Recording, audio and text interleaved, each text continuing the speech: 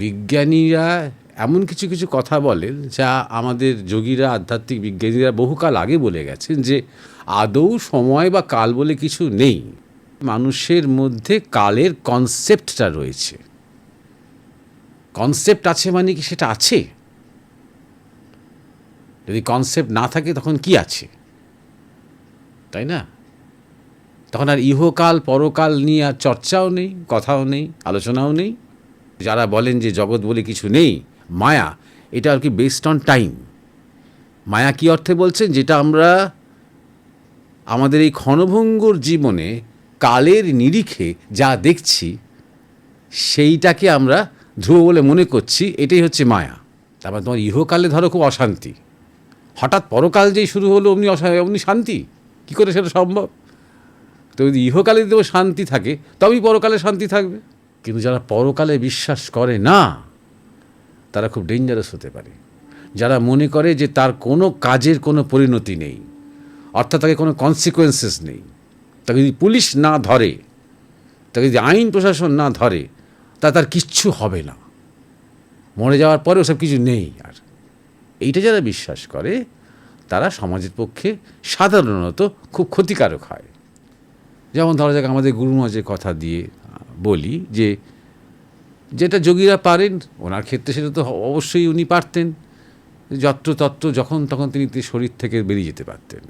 হঠাৎ তিনি দেখলেন যে তিনি কীর্তনের আসরে রয়েছেন এবং তিনি অবাক হয়ে গেলেন। তারপরে তিনি দেখলেন যে তার শরীরটা কিন্তু ঘরের মধ্যে রয়েছে এবং কেউ তাকে দেখতে পাচ্ছেন। আমার সাইলেন্সে একটা সবচেয়ে ভালো অভিজ্ঞতা হয়েছিল যখন আমি সেই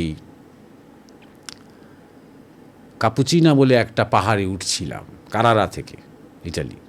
সেটা শীতকাল আর পুরোটা বরফ। তুমি কিসে ভালো কিসে মন্দ অলরেডি তুমি সিদ্ধান্তে এসে গেছো ছাত্রাবস্থায় যে তোমার দ্বারা কিছু হবে না, সব কাজেই তুমি বিফল হচ্ছ। এবং এবার তুমি নিজের জন্য একটা আশ্রয় খুঁজছো। খুঁটি কিসের খুঁটি? পূর্বজন্মের দোষ। আমার এই জন্মে আমি সব তো ঠিকই তো আছি, তাহলে এই যে আমার এত দুর্বলতা, এত সমস্যা, এগুলো সব পূর্বজন্মের দোষ, আমার কোনো দোষ নেই। এটা এক ধরনের পলায়ন বৃত্তি। এই পলায়ন বৃত্তি ত্যাগ করো। নমস্কার, মরমিয়া স্পিরিচুয়াল সোসাইটির পক্ষ থেকে সবাইকে শুভেচ্ছা জানাই, প্রীতি জানাই। আমাদের 204 নম্বর এপিসোড জীবনের কথায়। গতবার বলার পর এইবারে লক্ষ্য করলাম যে সবাই ভিডিওর নিচে জিজ্ঞাসার সময় নিজের পুরো নাম ঠিকানা দিয়েছে। ধন্যবাদ, অভিনন্দন, কিপ ইট আপ। আবার ভুলে গেলে চলবে না কিন্তু। আজকে যে জিজ্ঞাসাগুলো নিয়ে বসবো তার অধিকাংশই প্রায় কয়েক মাস আগেকার, যেহেতু আমাদের অনেক জিজ্ঞাসা জমে আছে এবং অধিকাংশই তারা দাম দেননি যথারীতি, বলাই বাহুল্য। প্রথম জিজ্ঞাসা করেছে নয়ন দত্ত, আরব আমিরাত থেকে। মহারাজ, আমার প্রণাম নেবেন। পরকালে শান্তি নিয়ে যদি কিছু আলোকপাত করেন, এ নিয়ে স্বামী নিগমানন্দ তার ভক্তদের উদ্দেশ্যে লেখা চিঠিতে প্রায়ই উল্লেখ করতেন। আমার জিজ্ঞাসা, পরকাল কি আছে? যদিও বা থাকে তাহলে কোথায় আছে? ওইখানে শান্তিতে বা অশান্তিতে থাকার ব্যাপার আছে?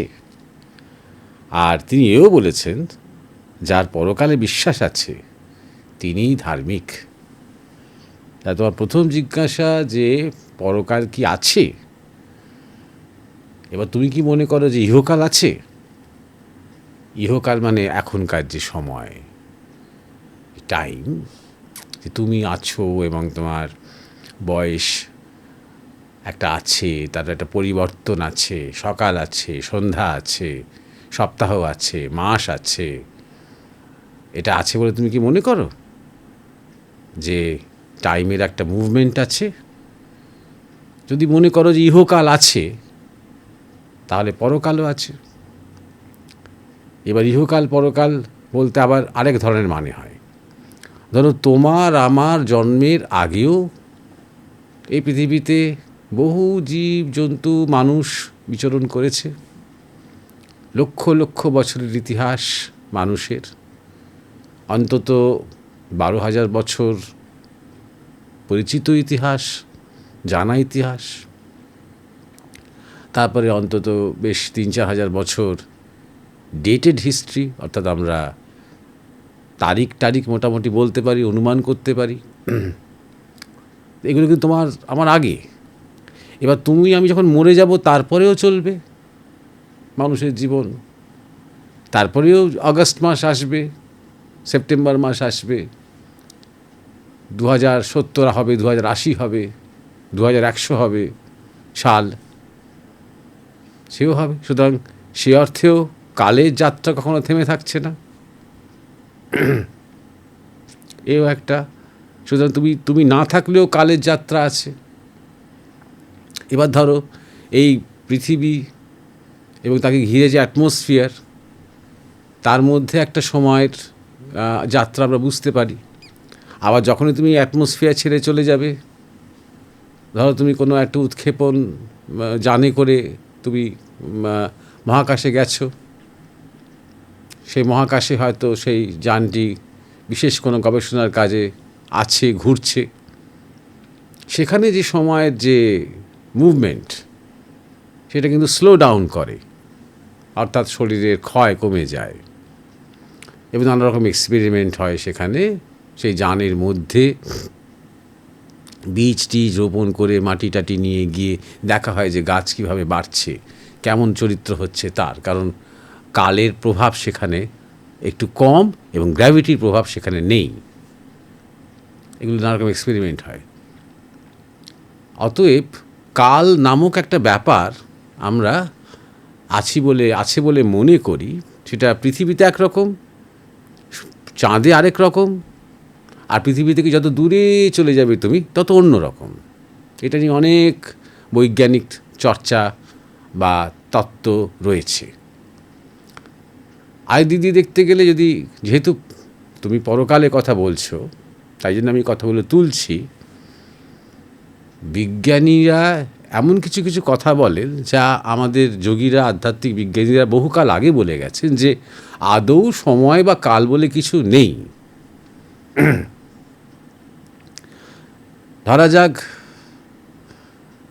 একটা কুকুর বা বেড়াল বা ছাগল বা গরু, যাদের আমরা নিয়মিত দেখি, কালে অনেক কিছু হচ্ছে, তারা বড় হচ্ছে, তারা মা হচ্ছে, তারা মানে প্রসব করছে, সবই করছে, কিন্তু একটা গরুর ঠিক সকাল বা সন্ধে বা আগামীকাল বা গতকাল এই কনসেপ্টটা তার মধ্যে নেই।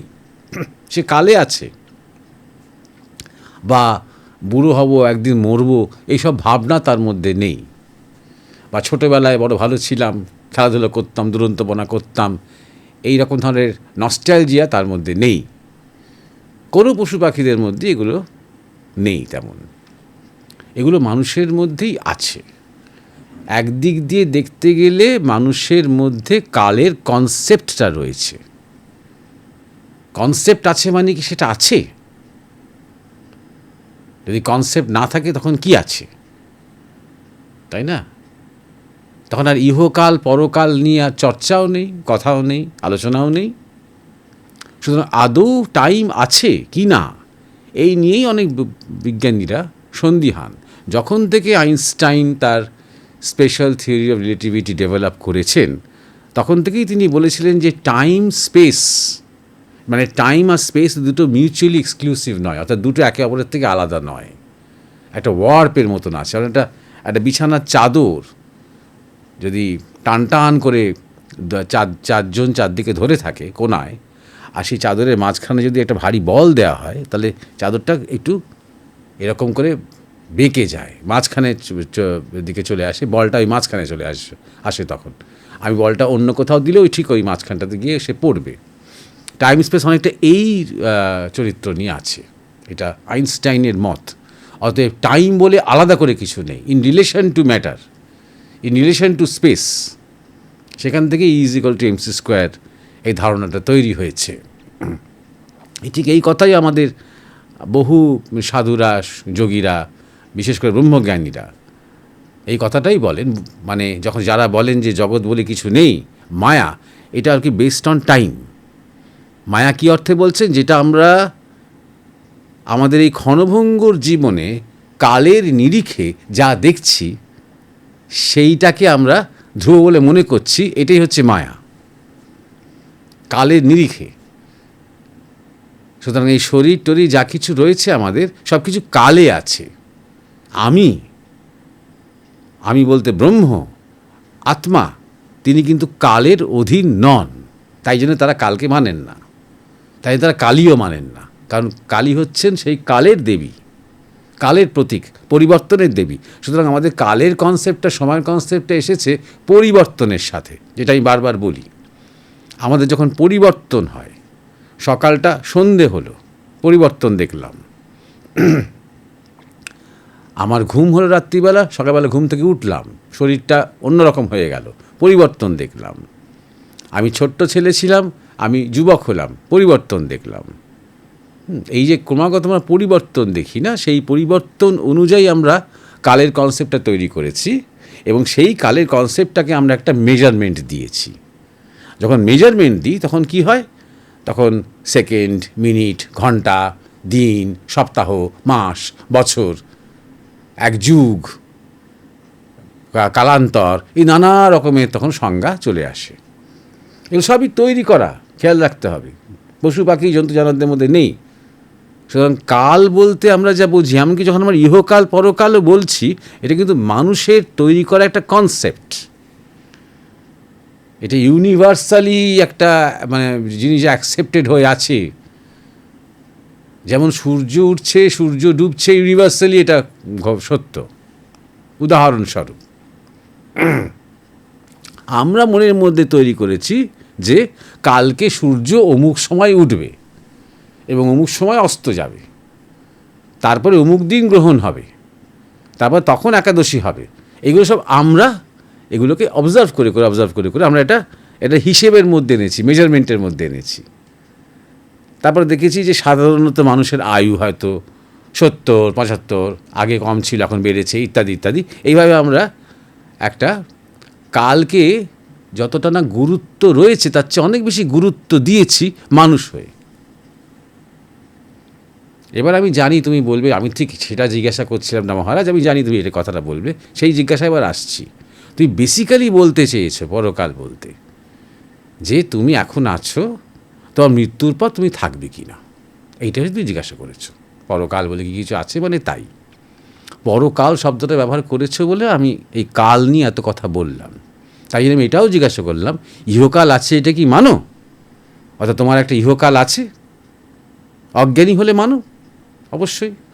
জ্ঞানী কিন্তু ইহকাল পরকাল নিয়ে মানে ভাবেন না, কারণ জ্ঞানী তিনি ব্রহ্মস্থিতিতে আছেন, কালের কোনো প্রভাব নিয়ে তিনি চিন্তিত নন। তিনি আছেন এটা তিনি জানেন, তিনি এই কালে আছেন আর ওই কালে নেই, এই বিচারটাই তার মধ্যে আসে না। যাই হোক, সে কথা আরও পরে আসছি। এবার তুমি জিজ্ঞাসা করেছো যে পরকাল কোথায় আছে, বা তুমি কোনো জায়গার নাম খুঁজছো।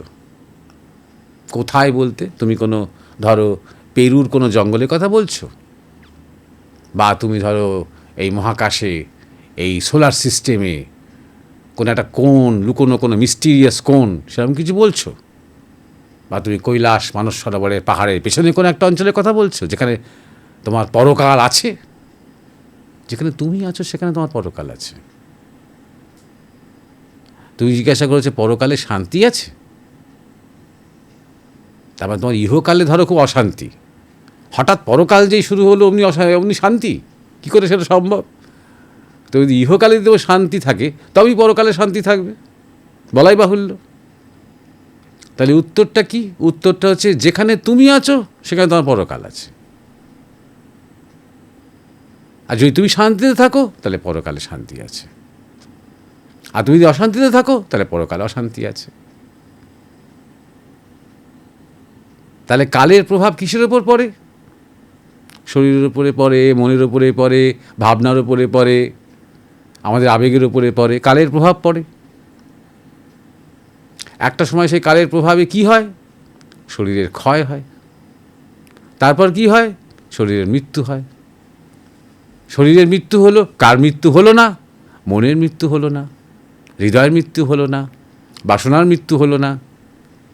সেগুলো নিয়ে কি হচ্ছে? সেটাই তোমার পরকাল। সেই পরকালের পরিণতি কি? জন্মান্তর।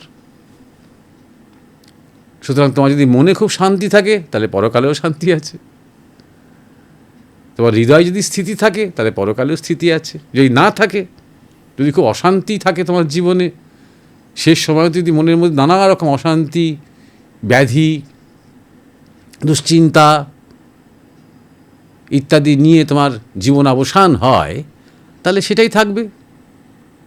কাটারে করের মতন সেটা নিয়ে তুমি বয়ে বেড়াবে যতক্ষণ না বা জন্মান্তরের ক্ষেত্র তৈরি হবে। এই যা যা অশান্তি, যা যা টান তোমার মধ্যে ছিল, সেইগুলোই তোমার পরের জন্মের ক্ষেত্র তৈরি করবে। খুব সিম্পল সায়েন্টিফিক লজিক এটা। অতএব তোমার পরকাল বলতে কোনো অন্য কোনো ব্যাপার নয়, ডাইমেনশন একটা। তুমি আর এই শরীরে নেই তখন। কোথায় আছো? সূক্ষ্মতে আছো। সূক্ষ্মের অনেক স্তর থাকতে পারে। ধরা যে আমি উদাহরণস্বরূপ বলছি, ধরো রবীন্দ্রনাথ ঠাকুরের 2 মাস হলো ধরো শরীর ছেড়েছেন তিনি, তাহলে তিনি যে সূক্ষ্মতে আছেন, আর তোমার আমার মতন সাধারণ লোকেরা যখন শরীর ছাড়ছি, আমরা যে সূক্ষ্মতে আছি, দুটো সম্পূর্ণ আলাদা আলাদা স্তর। রবীন্দ্রনাথ ঠাকুর এমন অনেক উঁচুতে কোথাও বিরাজ করছেন যেখানে তাকে ছোঁয়া যাবে না। আর আমি তুমি যেহেতু পৃথিবীর কামনা, বাসনা, আসক্তি ইত্যাদি নিয়ে মত্ত হয়ে আছি, তাই খুব পৃথিবী বলতে আমি ফিজিক্যাল পৃথিবীর কথা বলছি না, যে জাগতিক কামনা বাসনার যে জগৎ, স্থূল তামসিক যে জগৎ, তার খুব কাছাকাছি আমরা আছি। সেখানেই তোমার আমার পরকাল, যদি আমরা সেরকম জীবনযাপন করি, যদি ঈশ্বর চিন্তা করে থাকি জীবনে, যদি শেষ মুহূর্তে ঈশ্বর চিন্তা, গুরু চিন্তা, বীজ মন্ত্র জপ করতে করতে শরীর ছাড়তে পারি, তাহলে সেই স্থিতিতে তখন তাহলে আমার পরকাল। তাই জন্য তোমার যে প্রশ্নের মধ্যে বা জিজ্ঞাসার মধ্যে একটা যে একটা ফিক্সড ব্যাপার রয়েছে, যে পরকাল বলে একটা নির্দিষ্ট কোনো জায়গা, পরকাল কোথায় আছে? কোথাও নেই। কোনো স্ট্রাকচার নেই, কোনো ভবন নেই, কোনো বিল্ডিং নেই। এই বিরাট মহাকাশে কোনো জায়গা শনাক্ত করা নেই যেখানে পরকাল নামক কোনো একটা ডাইমেনশন রয়েছে। যে অবস্থায় তুমি একালে রয়েছো, ইহকালে রয়েছো, সে অবস্থাতেই তুমি থাকবে, শুধু শরীরটা থাকবে না। আর শরীরে যারা রয়েছে তাদের সাথে তুমি কন্ট্যাক্ট করতে পারবে না, এইটাই হবে। তাই জন্যে আর স্বামী নিগমানন্দ নিগমানন্দ যে কথাটা বলেছেন যে পরকালের শান্তি, তা আগে তোমার দরকার ইহকালের শান্তি। আর ইহকালের শান্তি বাইরে থেকে আসবে না। তোমার মধ্যে যে শান্তি আছে, সেই শান্তিতে তোমাকে স্থির হতে হবে। সেই শান্তির পথ কি? নিজের স্বভাব অনুযায়ী চলা। কোন দিকে চলা? ঈশ্বরের দিকে চলা, ভগবৎ সত্যের দিকে চলা, নিজের পূর্ণতার দিকে চলা, নিজের স্বভাবের পথ ধরে। সেখানেই তোমার শান্তির খোঁজ আছে। যে শান্তির স্থিতি আনকন্ডিশনাল, অর্থাৎ বাইরে কে কী করলো, বললো, ভাবলো, উৎপাত করলো, তাণ্ডব করলো, তার দ্বারা তোমার সেই শান্তি বিঘ্নিত হয় না। এই শান্তির স্থিতিটা এতটাই দৃঢ় যে যখন শরীরের মৃত্যুও আসছে তখনও সে শান্ত আছে, তখনই পরকালেও সে শান্তিতে আছে। অতএব আর তারপর নিগমানন্দ যে আরেকটা কথা বলেছেন, তুমি বলছো যে যারা পরকালে বিশ্বাস করে তারা ধার্মিক। এই কথাটা কী অর্থে বলেছেন তিনি? দেখো, পরকালে যারা বিশ্বাস করে তারা যে এই এতটা খুঁটিয়ে ভাবে তা কিন্তু নয়, কিন্তু পরকালে বিশ্বাস করে মানে কোথাও একটা পরে গিয়ে ঈশ্বরের সাথে দেখা হবে, আমার সমস্ত পাপ পুণ্যের সেখানে হিসাব হবে, আমি যদি কিছু ভালো কাজ করে থাকি তাহলে পুরস্কৃত হব, মন্দ কাজ করে থাকলে বকুনি খাবো, বা অথবা পরবর্তী জন্মে আমি ভোগ করব, এই রকম বিশ্বাস যাদের আছে, তারা ভয়ই হোক বা ভক্তিতেই হোক একটা মূল্যবোধ নিয়ে চলার চেষ্টা করে, জীবনে কিছু ভ্যালুজ নিয়ে চলার চেষ্টা করে। সেই অর্থে তারা ধার্মিক। পরকালে বিশ্বাস করে মানে যে তারা ইহকাল পরকাল সম্বন্ধে সব জানে, বা তারা যে কাল জ্ঞানী, বা তারা যে কালদ্রষ্টা বা ত্রিকালদ্রষ্টা, তা হয়তো নয়, অতটা তারা নন। কিন্তু যারা পরকালে বিশ্বাস করে না, তারা খুব ডেঞ্জারাস হতে পারে। যারা মনে করে যে তার কোনো কাজের কোনো পরিণতি নেই, অর্থাৎ তাকে কোনো কনসিকোয়েন্সেস নেই, তাকে যদি পুলিশ না ধরে, তাকে যদি আইন প্রশাসন না ধরে, তার কিচ্ছু হবে না, মরে যাওয়ার পরে ওসব কিছু নেই। আর এইটা যারা বিশ্বাস করে, তারা সমাজের পক্ষে সাধারণত খুব ক্ষতিকারক হয়। যেমন ধরো, আমাদের সারা গোটা বিশ্বে গত প্রায় 80 বছর ধরে নাও একটা মতবাদ থেকেছে, যেটাকে আমরা সাধারণত মার্কসিজম বলি, পরবর্তীকালে সোশ্যালিজম, কমিউনিজম ইত্যাদি ইত্যাদি অনেক ইজমের ব্যাপার। এরা কি ওই ধর্মীয় যে পরকাল এক বিশ্বাস কোনো পরকালেই বিশ্বাস করে না। এরা নিজেদেরকে খুব জড়বাদী ভাবে। আর জড়বাদী হলে কি হয়, যে যতক্ষণ জ্বর ততক্ষণ জীবন, যেই আর জ্বর নেই তখন না জীবন নেই, এটা ওদের মনে করেন ওরা। অর্থাৎ যতক্ষণ শরীর ততক্ষণ শ্বাস প্রশ্বাস, ততক্ষণ জীবন। যখন ইয়ার শরীর নেই তখন কিচ্ছু নেই, জিরো। সুতরাং এদের মধ্যে যেটা হয়, কোনো মরালিটি থাকে না। একটা তৈরি করা মতবাদের মরালিটিটা তৈরি করে এরা রচনা করে। ইকুয়ালিটি তাহলে এরকম ধরনের কিছু তৈরি করা কনসেপ্ট নিয়ে এরা মরালিটি তৈরি করে। এদের মধ্যে যাদের কিছু ইন্টেনশন মহৎ, তারা এটা করে। কিন্তু ব্যক্তিগত জীবনে এদের মরালিটি কোনো প্রশ্ন ওঠে না। আমি অনেক ক্ষেত্রে দেখেছি এরা চরিত্র, সতীত্ব এগুলোকে অত্যন্ত ফালতু এবং কুসংস্কার বলে মনে করে, কারণ এরা নাস্তিক। আর নাস্তিক মানে ওই পরকাল বলে আদৌ কিছু নেই, সবটাই সব মানে খ্যাপাদের তৈরি করা গল্প, মানুষকে হিপনোটাইজ করে রাখার জন্য। যেটা কিছু ক্ষেত্রে সত্য, কিছু ক্ষেত্রে সত্য।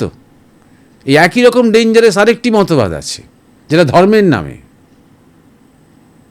যেখানে পরকালে গিয়ে তার মানে নানা রকমের তার পুরস্কারের সম্ভাবনা রয়েছে, যদি সে কিছু হত্যা করতে পারে, অন্যান্য ধর্মের লোকেদের যদি সে কনভার্ট করতে পারে, না পারলে হত্যা করতে পারে, তাহলে তার জন্য বহু পুরস্কার রয়েছে। সে একদম ছোট্টবেলা থেকে মনে প্রাণে সেটা বিশ্বাস করে করে একটা সম্পূর্ণ কোল্ড হার্টেড মার্ডারার তৈরি হয়, অর্থাৎ পাষণ্ড একজন সে তৈরি হয়। এমনিতে হয়তো সরল, কিন্তু হত্যাকারী তৈরি হয়, সেটাও আছে। সুতরাং পরকালে বিশ্বাস করলেই যে সে কি ধার্মিক হবে তা কিন্তু নয়, কিন্তু পরকালে বিশ্বাস না করলে ধার্মিক হওয়ার কোনো চান্সই নেই। আর পরকালে বিশ্বাস করলে এবার দেখতে হবে যে কীরকম ধরনের পরকালে সে বিশ্বাস করে, আর সে বিশ্বাসের কোনো অভিজ্ঞতা তার আছে কি না। মানে কেউ হয়তো আমাকে বলে দিল, বুঝিয়ে দিল যে তুমি যদি এই কাজ করতে করতে মরো, অমুকের নাম নিতে নিতে মরো, বা মারতে মারতে মরো, তাহলে তোমার জন্য এই পুরস্কার সাজানো রয়েছে তোমার জন্য। এত পান, এত আহার, এত যৌনাচার, অনন্ত যৌনাচার তোমার জন্য রেডি করে রাখা হয়েছে। আমার মতন একজন মানুষ হয়তো, একজন অনুসন্ধিৎসু মানুষ হয়তো, আমি দেখে নেব আমার জীবনের গভীরে প্রবেশ করে সত্যি এই কথাটা ঠিক কি না।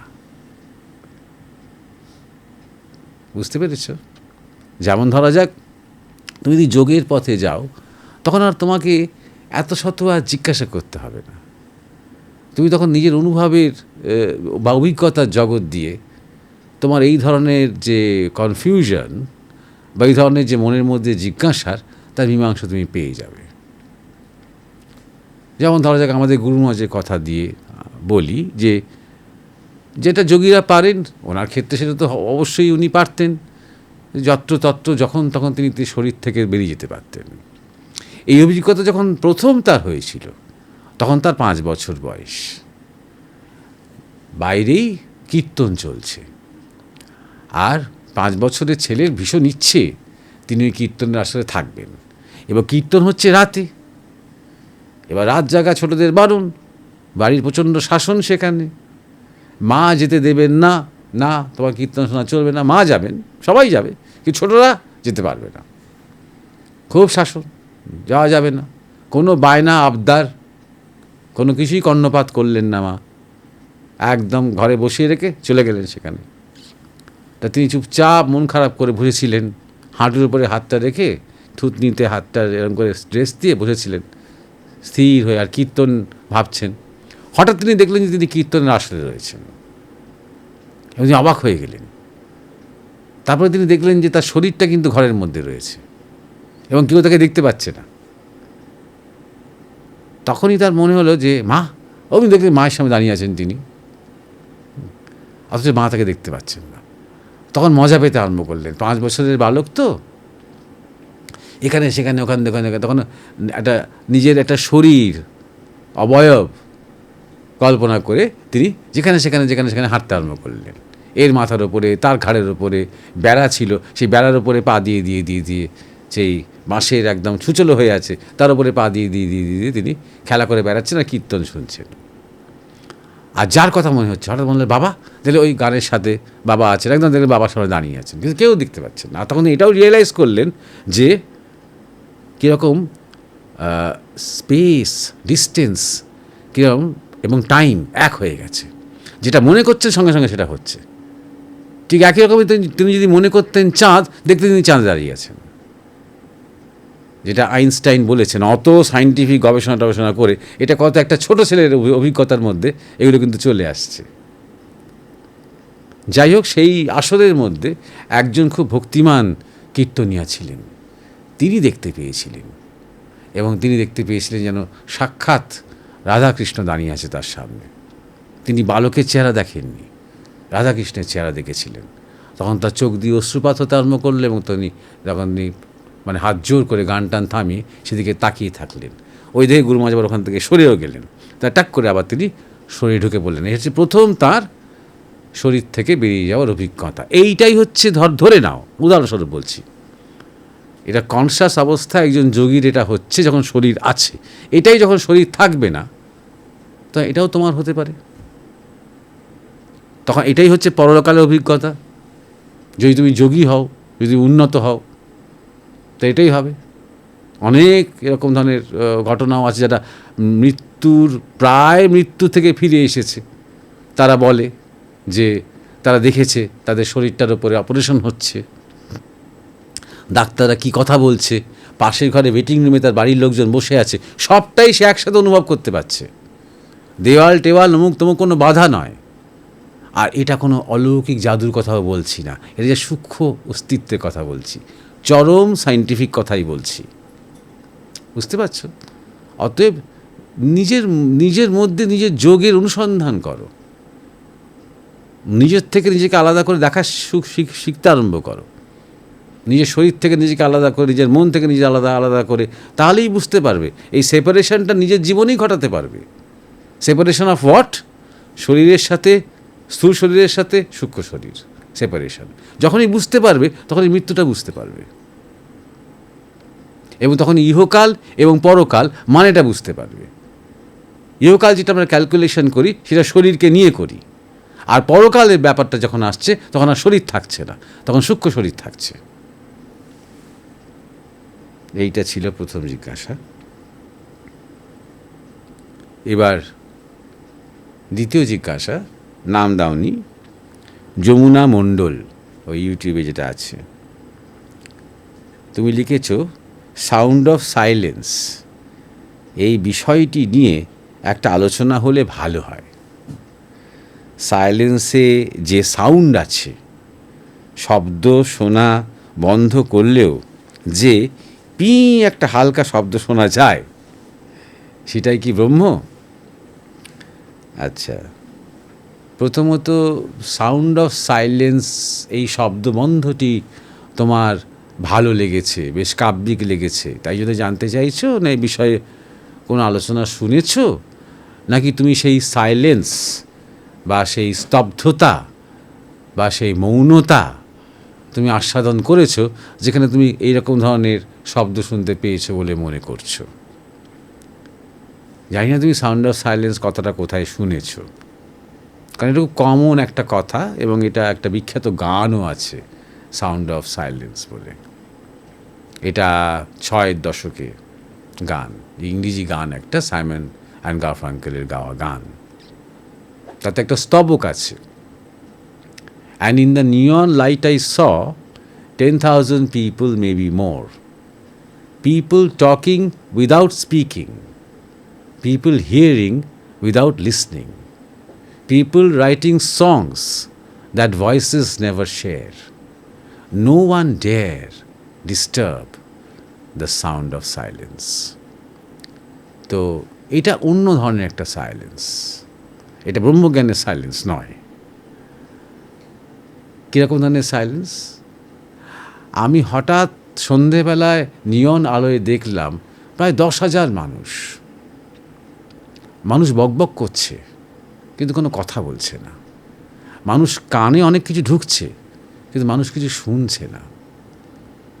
মানুষ গান হয়তো লিখছে, কিন্তু কোনো কণ্ঠ সেই গানকে মানে গান দান করছে না, সুর দান করছে না।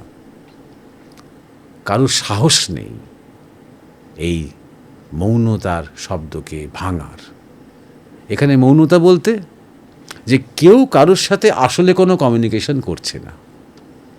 অনেকে কথা বলছে, অনেক হাই হাই কেমন আছো এইসব করছে, কিন্তু আসলে যা মনে হচ্ছে ভেতরের কথাটা বলছে না।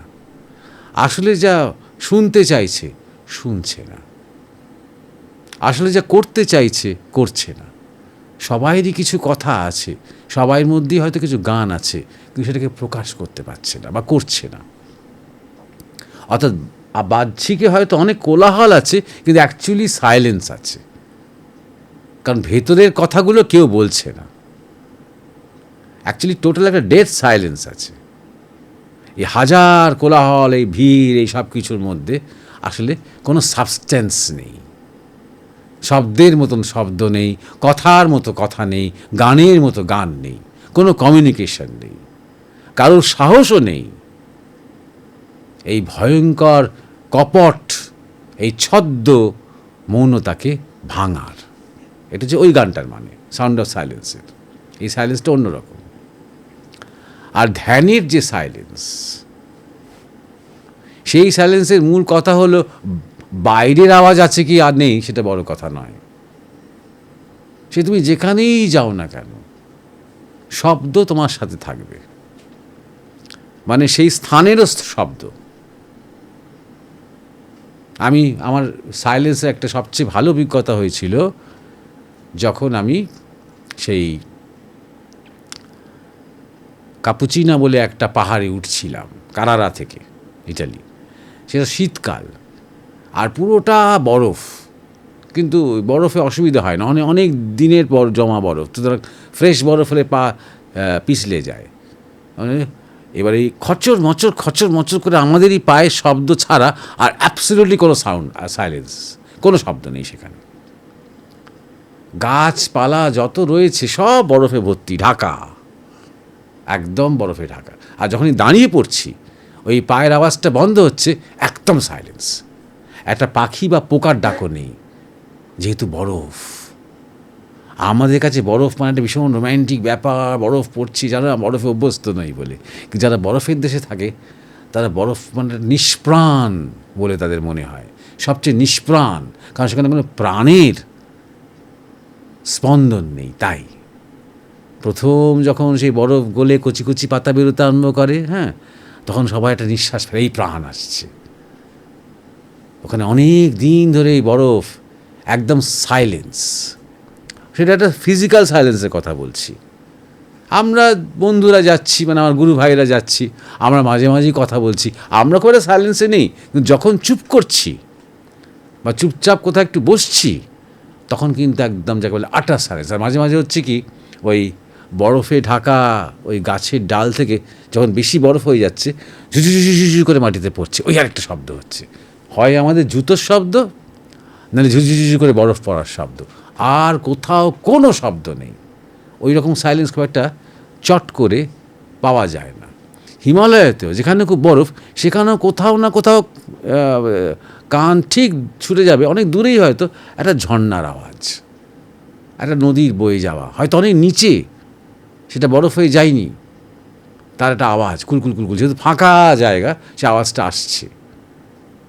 পাখি টাখি কিচিরমিচির পোকামাকড়ের কোনো ডাকের কোনো প্রশ্নই নেই, কিন্তু সাধারণত জলের আওয়াজ পাওয়া যেতে পারে, বা কোথাও দূরে হয়তো একটা ধস নামছে, তার একটা শব্দ হয়তো এলো। সুতরাং একদম সাইলেন্স। একটা মরুভূমিতেও, সেখানেও ওই বালি, ওই ভয়ঙ্কর গরম বালির মধ্যেও কিছু পোকামাকড় বাঁচে। আর যেখানেই বাঁচা আছে, যেখানেই প্রাণ আছে, সেখানে কিছু না কিছু শব্দের কারণ থাকতে পারে। তাই সেই অর্থে শব্দহীন যদি জগৎ বলি, সেখানেও আরেকটা কোয়ালিফিকেশান আছে, সেটা হচ্ছে যে আমরা শুনতে পাচ্ছি না বলেই যে শব্দ নেই, এইটা মনে করারও কোনো কারণ নেই। আমাদের শোনার একটা লিমিট আছে, একটা স্কেল আছে, যে স্কেল অবধি আমাদের গলা পৌঁছয়, তেমনই একটা স্কেল আছে যে স্কেল অবধি আমাদের কান পৌঁছায়। সবচেয়ে লোয়ার থেকে সবচেয়ে হায়ার একটা স্কেল আছে। এইটার বাইরেও কিন্তু একটা বিরাট স্পেকট্রাম জগৎ আছে, যেখানে হয়তো অন্যরা অনেক কিছু শুনতে পায়, অনেক প্রাণীরা পায়, অনেক পোকামাকড়রা পায়, অনেক মাছেরা পায়, অনেক পাখিরা পায়, অনেক গাছেরা পায়, মানুষ পায় না। আর মানুষ এমন কিছু শুনতে পায় যেগুলো হয়তো অন্যরা পায় না। অতএব আলটিমেট সাইলেন্স বলে যদি কিছু খুঁজতে হয়, কোথায় খুঁজতে হবে? নিজের মধ্যে খুঁজতে হবে। কারণ আমরাও কেউ সাইলেন্ট নই। আমাদের মনের মধ্যেও সবসময় খুব শব্দ, অতীতের শব্দ, বর্তমানের শব্দ, ভবিষ্যৎ পরিকল্পনার শব্দ, অভিযোগের শব্দ, নালিশের শব্দ, রোগ ব্যাধি নিয়ে দুশ্চিন্তার শব্দ। ঈশ্বরকে নিয়ে চলতে গেলে আমাদের খুব শব্দের দরকার হয়। সবসময় আমাদের ভক্তিগীতি শুনতে হবে, আমাদের সৎসঙ্গ শুনতে হবে, কত শব্দের প্রয়োজন দেখো। সেটা আমাদের মনের মধ্যে সবসময় গজ গজ গজ গজ করছে কথা। কথার পেছনে রয়েছে ভাবনা, চিন্তা, বিচার, আলোচনা, সমালোচনা, পরনিন্দা, পরচর্চা, ক্রমাগত গজগজ চলছে। তো যোগের প্রথম কথাই হচ্ছে কি বলে? মনটাকে আগে নীরব করো। পারছো না? এই নাও মন্ত্র, এই বীজটাই শুধু বলো, এই মন্ত্রটাই শুধু বলো, বাদবাকিগুলোকে দূরে সরিয়ে দাও। অর্থাৎ এই বীজ মন্ত্রটা দিয়ে অন্যান্য শব্দগুলোকে হাঁটাও, অন্যান্য চিন্তাগুলোকে দূর করো। এই বীজের সাথে এই নাও ইষ্ট।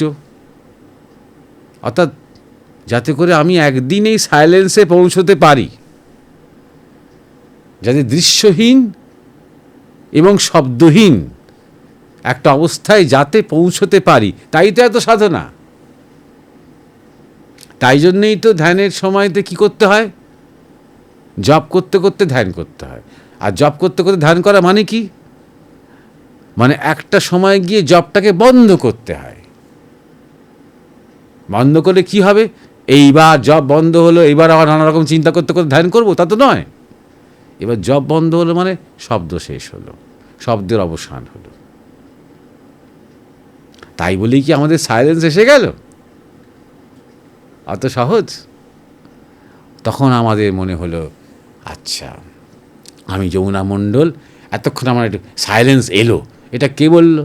এটা তো শব্দ। এই সাইলেন্স এলো, এই কথাটা, এই শব্দগুলো, এই বাণী, এবং নিজেকে আইডেন্টিফাই করা যে আমি পারলাম, এই আমি, এও একটা শব্দ, এও একটা ধারণা, এও একটা কনসেপ্ট। বুঝতে পারছো কি আমি কোন দিকে যাচ্ছি? আমি ব্রহ্মস্থিতির দিকেই যাওয়ার চেষ্টা করছি। এটা কি ব্রহ্ম? এরকমভাবে ব্রহ্মের উত্তর দেওয়া যায় না। ব্রহ্ম অব্যক্ত, এটা কি ব্রহ্ম, ওটা কি নয়, এরমভাবে এই কথাগুলো উত্তর দেওয়া যায় না। এভাবে এটাকে চটুল করা যায় না, লঘু করা যায় না। কোনো পি নামক যদি শব্দই থাকে তাহলে সেটা কী করে ব্রহ্ম হবে? শুধু সেটাই কী করে ব্রহ্ম হবে? তাহলে ওঙ্কার কেন ব্রহ্ম হবে না? তাহলে হেমন্ত মুখোপাধ্যায়ের গান কেন ব্রহ্ম হবে না? যদি পি ব্রহ্ম হয় তাহলে পাও ব্রহ্ম, তাই না? সবই তো ব্রহ্মের প্রকাশ, সবই ব্রহ্মের প্রকাশ। এই তত্ত্ব বোধ করার জন্য শব্দের পারে যেতে হবে, চিন্তা থেকে অচিন্তে যেতে হবে, শ্রুত থেকে অশ্রুত যেতে হবে, দৃশ্য থেকে অদৃশ্যে যেতে হবে। তাই জন্য এই জার্নিটা আমাকে করতে হবে, তারপরে দেখবো সবই ব্রহ্মের প্রকাশ। তখন আর মুখে বলবো না, তখন সেটাই হবে আমার প্রত্যক্ষ বোধ, সেটা আমার অভিজ্ঞতা। তখন আর যমুনা মণ্ডল বলে কাউকে সম্বোধনও করতে আমার কুণ্ঠা বোধ হবে। অতএব ব্রহ্মের কোনো সংজ্ঞা দিতে যেও না ওইভাবে। শব্দই ব্রহ্ম কেউ একজন বলেছেন বলে ভেবো নয় পি নামক যে বস্তুটা তুমি কথা বলছো সেটাই শুধুমাত্র ব্রহ্ম। শব্দ ব্রহ্ম শব্দটা আরও অনেক গূঢ় শব্দ। আমাদের জীবনে, আমাদের এই পুরো গোটা আধ্যাত্মিক ইতিহাসে যত যে মানুষ উত্তরণের পথ খুঁজে পেয়েছে না, শব্দ থেকে পেয়েছে, শব্দ থেকে। ঠাকুর শ্রীরামকৃষ্ণ কথা বলেছেন মানুষের সাথে, সেই কথার জোরে আজকে গোটা পৃথিবীতে একটা রামকৃষ্ণ প্লাবন বইছে। যিশু কথা বলেছিলেন মানুষের সাথে, আদি শঙ্করাচার্য কথা বলেছিলেন, ভগবান বুদ্ধ কথা বলেছিলেন। বেদ উপনিষদ শব্দের সমাহার, এই শব্দকে ব্রহ্ম বলা হচ্ছে, যা আমাদের ব্রহ্মজ্ঞানের দিকে নিয়ে যায়, নিয়ে গেছে। বুঝতে পারছো? শুধু ওটাকে লঘু করে ওই পিটা বা ইয়ংটা বা ওইটা বা সেইটা ব্রহ্ম কিনা এই করে, মানে ব্রহ্ম শব্দটার ওই রকম ধরনের চটুলভাবে, ওইরকম দৈনন্দিনভাবে ব্যবহার করো না। যখন ব্যবহার করবে তখন এটা এইভাবে ব্যবহার করবে, এটার মানে আমি জানি না, তাও বলছি শব্দটা একটা পবিত্র শব্দ বলে, এর মানে আমি জানি না, এবং সেটা কোনো দোষের নয়। কেউ ব্রহ্মের মানে জানে না, কেন ব্রহ্মের মানে বলা যায় না। অবাঙ্গ মানস গোচর, তার প্রকাশ আমরা, সেই ব্রহ্মের প্রকাশ আমরা। আমরা কী করে তার মানে বলতে যাব? ঠাকুর রামকৃষ্ণের কথা নিশ্চয়ই পড়েছ যে নুনের পুতুল জল মাপতে সাগরে নামলো, করে কি হলো? গলে জল হয়ে গেল, সমুদ্রের সাথে এক হয়ে গেল। সেই নুনের পুতুল আর ফিরে এসে বলতে পারলো না এতটা সমুদ্র। যারা ব্রহ্ম জ্ঞানের পথে এগোয় তাদের শেষ পর্যন্ত এই স্থিতি হয়। এইটা ব্রহ্ম বা পিটা ব্রহ্ম হলে তাহলে তুমি কি ব্রহ্ম থেকে আলাদা কিছু? তাহলে তুমি যখন এইটা ব্রহ্ম বলছো তখন নিজেকে আলাদা করছো। সুতরাং ওই সমস্ত মানে জটিলতার মধ্যে যেও না। ভাষার খপ্পরে পড়ে গিয়ে তোমার একদম সব 12টা বাজবে। ব্রহ্মের কথা বলতে যেও না, ঠাকুর দেবতার কথা বলো। ব্রহ্মের কথা, ব্রহ্মজ্ঞানী যারা প্রচণ্ড ত্যাগী এবং তপস্বী তাদের উপর ছেড়ে দাও এই ব্রহ্ম বিচার করা। তোমরা যারা সাধারণ মানুষ, তোমরা বীজ মন্ত্র নিয়ে, ইষ্ট মন্ত্র নিয়ে তোমরা জপ ধ্যান করো এবং ইষ্ট দর্শন যেন হয় তার জন্য প্রার্থনা করো। আর নিজের মধ্যে সাইলেন্স খোঁজো। এই যে সাধু সন্ন্যাসীরা, তপস্বীরা, সাধকেরা মৌন ব্রত পালন করেন কেন? নিজের মধ্যে সাইলেন্সটা খোঁজেন তারা। তাই জন্যে মুখের কথা বন্ধ করলে আস্তে আস্তে তখন মনটা অটোমেটিক্যালি মনের দিকে যায়। তখন চেষ্টা করেন তারা মনের কথা বন্ধ করতে, আর তখনই মৌনব্রতটা ঠিক পালন হয়। আমাদের গুরু মহারাজ বলতেন, স্বামী পরমানন্দ, যে মন মৌন না হলে মৌনতার আর কি অর্থ? বুঝতে পারছো? সেই মৌনতার মধ্যে, নিজের মধ্যে সেই মৌনতা খোঁজো। কখন আসবে? যখন কামনা থাকবে না, বাসনা থাকবে না, অতীত চিন্তা থাকবে না, ভবিষ্যৎ কল্পনা থাকবে না, আসক্তি থাকবে না, কোনো বৃত্তি থাকবে না, তখনই অন্তঃকরণ মৌন হবে। স্থির হবে।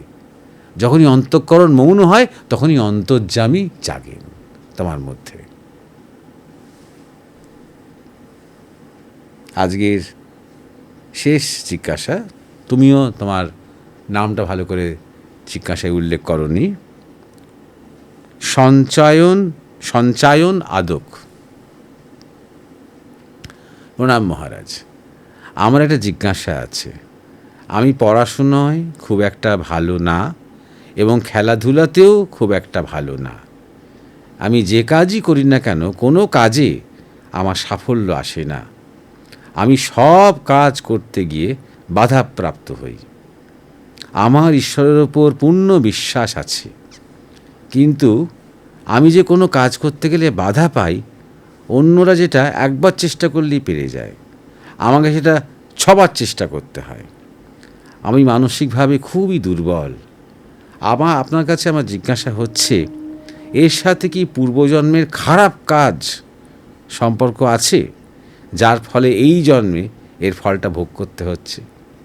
দয়া করে আমার এই প্রশ্নের সমাধানটা করে দেবেন মহারাজ। সঞ্চায়ন আদক।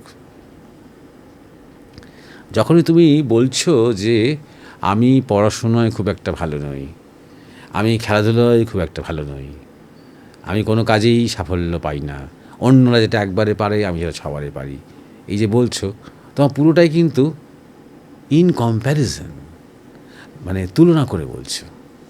যখন বলছো পড়াশোনায় খুব একটা ভালো নই, তুমি তোমার ক্লাসমেট বা বন্ধুদের সাথে তুলনা করে বলছো তুমি পড়াশোনায় ভালো নও। যখন তুমি বলছো খেলাধুলায় ভালো নাও, তখন তুমি তুলনা করছো অন্যদের সাথে। তোমার বড়রাও হয়তো তাই করে, তাই জন্য তুমি আরও করছো এটা। এই প্রবণতাটা বন্ধ করো। কেন? কারণ কারোর সাথে কারোর তুলনা হয় না, তাই জন্যে প্রথমেই নিজেকে এটা বোঝাও যে কেউ একটা জিনিস, সবাই একটা জিনিস একবারে পারে আর তুমি একাই সেটা 6বারে পারো, এটা একটু অতিরঞ্জিত হতে পারে এই কথাটা, বুঝতে পারছো? কেউ 3বারে পারে, কেউ 4বারে পারে, কেউ 2বারে পারে, কেউ একবারে পারে, তুমি 6বারে পারো। এইটা হতে পারে তোমার। কিন্তু দুর্বলতা, এই যে আমার মন দুর্বল, এটাও তোমার কেউ একটা বলেছে, এটাও তোমাকে কারোর সাথে তুলনা করে হয়তো বলেছে। দেখ ওর কত মানে সংকল্প, কত মনের জোর, দেখ আর তোর দেখ কত দুর্বল, এরকম তোমাকে শুনতে হয়েছে অনেকবার। তাই না? এই কথাগুলো তুমি নিজেকেও বলা অভ্যেস করছো। প্রথম কথা হলো যে তুমি জানবে যে তুমি শুধু না, আমরা প্রত্যেকেই ইন্ডিভিজুয়ালি, এককভাবে আমরা প্রত্যেকেই অতুলনীয়। কারোর সাথে আমার তুলনা হয় না। সঞ্চয়ন আদক, তোমার সাথে আর কারোর তুলনা হবে না। তুমি দরকার হলে মনে করো, আচ্ছা ঠিক আছে বাবা, আমি ব্যর্থতাতেই না হয় অতুলনীয়, কিন্তু নিজের সাথে অন্য কারোর তুলনা করো না। 1 নম্বর।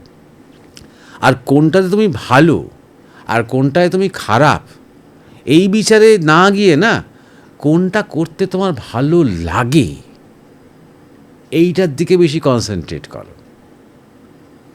ধরো কারোর একজন গান গাইতে ভালো লাগে, বুঝলে, কিন্তু তাকে সবাই বলে তোমার দ্বারা একদমই গান হবে না, গলায় একেবারেই সুর নেই, তবু সে গান গেয়ে যায়, কারণ তার গাইতে ভালো লাগে।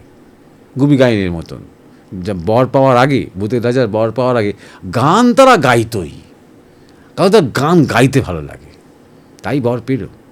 দেখো এর মধ্যে একটা শিক্ষা আছে।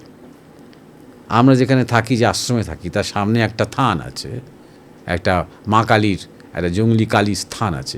সেখানে একজন লোক এসে, ভক্ত এসে রোজ সকালে গান গায় এবং অনেকক্ষণ ধরে গান করে। তার মধ্যে বাউল গানও আছে, তার মধ্যে ভক্তিগীতি আছে, শ্যামাসঙ্গীত আছে, হিন্দি গানও আছে, মোহাম্মদ রফির গানও আছে। কোনোটাই গাইতে পারে না, একেবারেই যাতা গায়, কিন্তু ও খুব আনন্দ করেই গায়। কে কি বলল, কে পছন্দ করলো, কেউ পিচ্চাপ বলল, বাহ তোমার তো পানালা ভট্টাচার্যের মতন ভক্তিগীতি গাইছো, এসব ও ফিরেও তাকায় না, কোনো অডিয়েন্স নিয়ে মাথা ঘামাচ্ছে না। ও নিজের আনন্দে খুব উৎসাহ নিয়ে বাঁচা খাই গলায় সম্পূর্ণ বেসুরোতে সাংঘাতিক গেয়ে যায়। তা যার উদ্দেশ্যে গাইছে তিনি হয়তো তাতেই খুশি, যেমন ভূতের রাজা গুপি গাইনের উপর খুশি হয়েছিল। কারণ তিনি দেখছেন এটাতেই ওর আনন্দ, এটাতেই ও ভালো আছে। অনেকক্ষণ ধরে সে পুজো করে, সাজায় টাজায়, আর ওই রকম ভয়ঙ্কর গান গেয়ে যায়, চিৎকার করে করে একদম। অতএব তুমি কার থেকে ভালো, কার থেকে মন্দ, কিসে, এসব না ভেবে তোমার কোনটা করতে ভালো লাগে সেইটা দেখো। হাতের কোনো কাজ করতে ভালো লাগে? তোমার পড়াশোনায় তুমি ভালো কি মন্দর থেকে বড় কথা, তোমার পড়াশোনা করতে কি ভালো লাগে? খেলাধুলায় তুমি ভালো না বলছো, খেলাধুলা করতে কি তোমার ভালো লাগে? যদি ভালো লাগে তাহলে করো, 100% করো। তুমি খারাপ কি ভালো ওটা নিয়ে ভেবো না, সবার সাথে তুলনা করে নিজেকে। হাতের কাজ করতে ভাল লাগে, পরিশ্রম করতে ভাল লাগে। ধরো যখন দেখো যে মিস্ত্রিরা কাজ করছে, ঘর তৈরি করছে, ইট পাচ্ছে এবং সেই সিমেন্টগুলোতে সেই ইট এরিয়াতে দিচ্ছে, ওটা দেখতে ভাল লাগে, মনে হয় আমি হাত লাগাই, ওটা করতে ভাল লাগে। ওটার মধ্যেও তো একটা সৌন্দর্য আছে, ওটার মধ্যে ভালো মন্দ আছে। রাজমিস্ত্রির হাতের জাদু আছে, অনেক মিস্ত্রির হাতে। ওই ওই ওই রকম একটা জায়গায় অ্যাচিভ করতে ইচ্ছে করে, যেটা তোমার ভালো লাগে। যেটা ভালো লাগে করে বুঝবে, যেটা করতে গিয়ে তুমি দেখবে যে ঘন্টার পর ঘন্টা কেটে যাচ্ছে, তোমার কোনো হুঁশ নেই। সেটা ভালো হচ্ছে কি মন্দ হচ্ছে, লোকে প্রশংসা করছে কি নিন্দে করছে, সে কথা কিন্তু আমি এখানে বলছি না। যেটা করতে করতে তুমি বুঁদ হতে পারছো,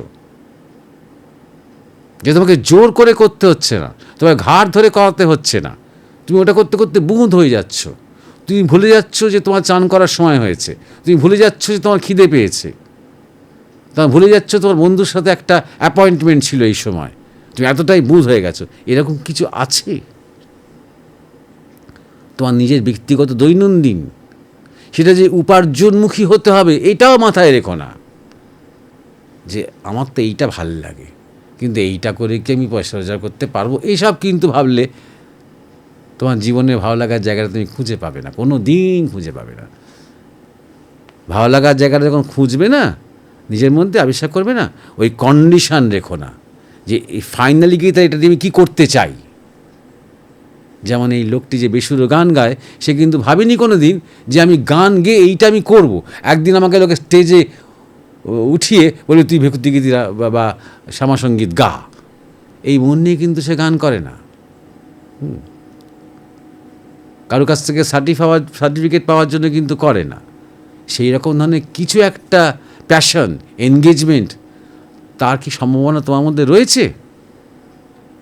সেইটা খোঁজো। তুমি কিসে ভালো কিসে মন্দ অলরেডি তুমি সিদ্ধান্তে এসে গেছো ছাত্রাবস্থায়, যে তোমার দ্বারা কিছু হবে না, সব কাজেই তুমি বিফল হচ্ছ।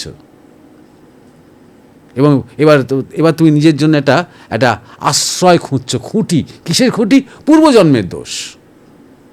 আমার এই জন্মে আমি সব তো ঠিকই তো আছি, তাহলে এই যে আমার এত দুর্বলতা, এত সমস্যা, এগুলো সব পূর্বজন্মের দোষ, আমার কোনো দোষ নেই। এটা এক ধরনের পলায়ন বৃত্তি। এই পলায়ন বৃত্তি ত্যাগ করো। যেটা তোমার করতে ইচ্ছে করবে, করতে ভালো লাগবে, মনে হবে এইটাতেই লেগে থাকি, সে যেমনই কাজ হোক না কেন, সে যাই হোক না কেন। ধরো তোমাদের পাড়াতে বা গ্রামে হয়তো একটা কোনো অনুষ্ঠানে নাটকের সুযোগ হচ্ছে, দেখো না অভিনয় করে তোমার কেমন লাগে, অভিনয়টা করতে কেমন লাগে, লোকে কি বললো, তোমার অভিনয় ভালো হলো কি মন্দ হলো সেটা বড় কথা নয়, তোমার কেমন লাগলো, তোমার অভিজ্ঞতা কেমন হলো। এবার যদি তেমন যখন একটা কিছু খুঁজে পাবে যেখানে তুমি মগ্ন হতে পারো, আর কোনো চিন্তা যেখানে আসে না, এমনকি ভবিষ্যৎ চিন্তাও আসে না, লোকে কি বলবে, বাড়িতে কি বলবে, তুলনা করবে না, এসব চিন্তাও আসে না, সেটার মধ্যে তুমি এমনই ডুবে যেতে পারো, সেইটারই তুমি তোমার জীবনের এক ধরনের উপাসনা করে নিতে পারো, সেইটারই গভীরে ঢুকতে পারো, সেইটারই প্রশিক্ষণ নিতে পারো, সেইটাই তুমি আস্তে আস্তে আস্তে আস্তে নিজেকে যতটা সম্ভব উন্নত করা যায়। তুলনা যদি করতেই হয়, নিজের সাথে নিজের তুলনা, 2 বছর আগে আমি কেমন ছিলাম আমার এই প্রিয় কাজটিতে, আর আজকে আমি এর থেকে একটু এগোতে পেরেছি কি না, আর আগামীতে আমি আরও এগোনোর দিশা আমার জীবনে রয়েছে কি না, এই তুলনাটাই একমাত্র করবে। অন্য ধরো অভিনয়ের দিকে যেতে গিয়ে কখনো উৎপল দত্তের সাথে বা উত্তম কুমারের সাথে নিজের তুলনা করবে না, কারোর সাথে নিজের তুলনা করবে না, একমাত্র নিজের সাথে নিজের তুলনা করবে। এবং নিজের কাজটি বা নিজের ভালো লাগাটি, জায়গাটি, নিজের প্যাশনটি যখন তুমি খুঁজে পাবে, সেটাই ঈশ্বরে অর্পণ করতে আরম্ভ করো। তবে তুমি দেখবে যে তোমার একটা সাফল্য নয়, সার্থকতা আসছে। আমরা সাফল্য বলি, সাফল্যটা একটা জড়বাদী শব্দ। শেষ পর্যন্ত তুমি সেইটা করে বাড়ি করতে পারলে কি না, একটা রেজাল্ট সবাই পছন্দ করলো, এমন একটা রেজাল্ট তোমার হাতে এলো কি না, গাড়ি করতে পারলে কি না, নাম যশ কামাতে পারলে কি না, এগুলোকে আমরা সাফল্য বলি। কিন্তু জীবনে যেটা আসলে খুঁজছি আমরা, সেটা হচ্ছে সার্থকতা। আমার জীবন, আমার কাজ, আমার সাধনা, আমার প্রেরণা আমার জীবনটা সার্থক করে তুলল কিনা, দেশের ও দশের জন্য আমার জীবনটা উৎসর্গীকৃত হলো কিনা, একটা বৃক্ষের মতন জীবন হলো কিনা, যে বৃক্ষ দিয়েই গেল সারা জীবন। এখানেই সার্থকতা। যে পোটেনশিয়াল নিয়ে আমরা এসেছিলাম, সেই পোটেনশিয়ালটা পূর্ণভাবে ফুটে উঠল কিনা, এটা হচ্ছে সার্থকতা। একটা ফুল সম্পূর্ণভাবে ফুটে উঠল কিনা, এটা সার্থকতা। সেই ফুলটা ঠাকুরের পায়ে গেল, না কোনো সুন্দরী মেয়ের তোমার চুলের খোঁপাতে গেল, না কোনো একটা মালাতে সেটা পরানো হলো, সেটা সাফল্য বা বিফলতার প্রশ্ন, নাকি মাটিতে ঝরে পড়েই সে শুকিয়ে মরে গেল, সেটা হচ্ছে সাফল্য বিফলতার প্রশ্ন। কিন্তু তার ফুটে ওঠাটা হচ্ছে তার সার্থকতা, ওটাই ঈশ্বরের অভিপ্রায়। এইটা খেয়াল রাখবে। যাই হোক, এই তিনটে জিজ্ঞাসা নিয়ে আজকে আমাদের 204 নম্বর পর্বটি শেষ করছি।